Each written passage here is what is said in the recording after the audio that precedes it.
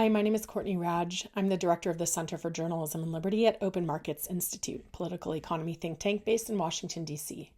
Imagine waking up and finding out that your social media feeds no longer show any news, no local updates, no national headlines, nothing.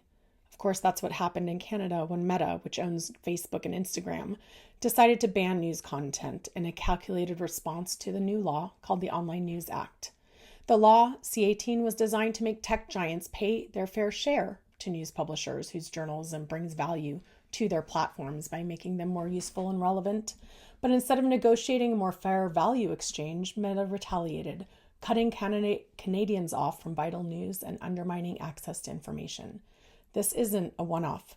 Google, too, tested removing news in the US and EU, trying to intimidate regulators seeking to address market imbalances. This is a clear abuse of their monopoly power and gatekeeper roles. Remember, in the US, Google has been found to be an illegal monopoly in search and digital advertising, and Meta is on trial for monopolizing social networking. In Canada, these same companies dominate the digital public sphere, acting as de facto infrastructure without any of the obligations traditionally imposed on such essential services.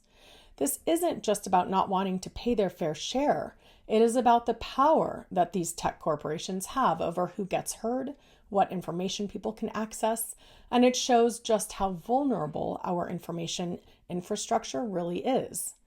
Historically, however, democratic societies have protected information access in the face of powerful communication intermediaries and used public policy to balance private and public interests and ensure fair competition or the provision of core public goods. This is where must-carry provisions come in. Must-carry provisions for digital platforms would be a modern extension of a well-established regulatory tradition. Canada has long used public policy tools like must-carry and common carriage to ensure access to essential content. For decades, Canada has required cable companies to carry public broadcasters like CBC and Radio Canada. It made sure local stations are accessible, protected content in French, and even mandated Canadian programming quotas on radio and TV. Why? Because government understood that certain types of content, especially news and local culture, are essential to our democracy, even if they're not always profitable.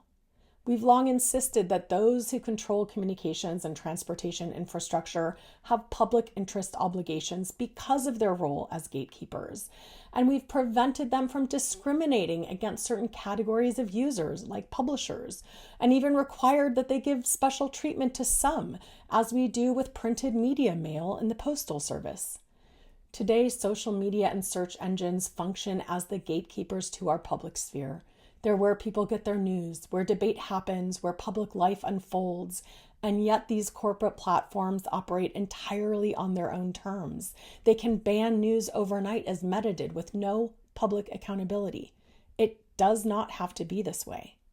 We already have the tools. Must-carry laws have worked before. It's time to apply them to digital platforms to make sure these corporations can't simply walk away from carrying news when it no longer serves their business model. Because in a democracy, access to journalism isn't optional, it's essential.